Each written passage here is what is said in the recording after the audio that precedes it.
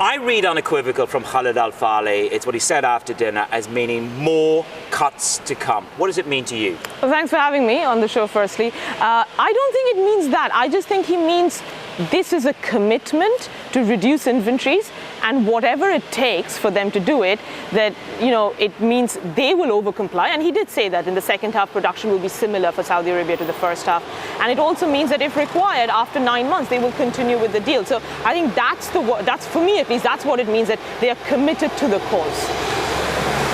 They are already doing the heavy lifting. Do the Iraqis now begin to need to comply? I mean, that's one of the sort of stumbling blocks of yesterday, isn't it? Yes, that was a big debate. I think undercompliance has been huge from Iraq and a few other members. That's been a topic, and I think even today for Kazakhstan, that's going to come up again.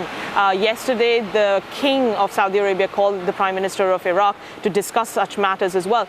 They have been assured that Iraqi compliance will be going up in the second half, and Khalid Al-Faleh is counting on that. Goldman Sachs have a note out this morning, and the essence of it, I'm encapsulating here, is that unless there are deeper cuts from OPEC Plus, you won't get to the rebalancing that OPEC Plus is trying to achieve.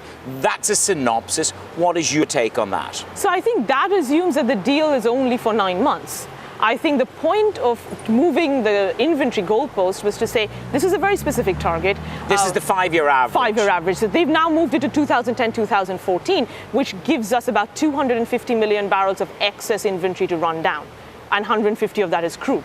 All they're saying is we want to get to that level. It could be more than 9 months, right? However, between Iran and Venezuela, who are not producing very much right now, and Saudi deeper cuts, let's say they are around 10 million barrels per day, they are already doing more than the 1.2 million barrels per day that they have promised. But can he economically commit to continue doing that heavy lifting? Look at the GDP numbers that we've just had from Saudi Arabia and the oil industry. Can they really stick to that level of heavy lifting?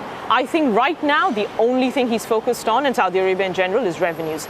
If they continue to believe, or as long as they continue to believe, that cutting more will get them that price upside, so far it's been a struggle, but if they believe that, they will continue doing that. Because again, the revenue matters a lot given GDP. How important is market share? Let's go back to the Al Naimi area, which I know the team have been writing about, it was about market share. What is it the most important thing to Khalid Al-Faleh then? Is it price and revenue? Absolutely. Right now it's price and revenue. Market share, he also believes that yes, shale growth is potentially slowing down.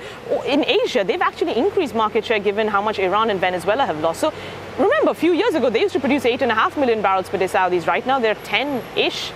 They've not really lost market share, have they?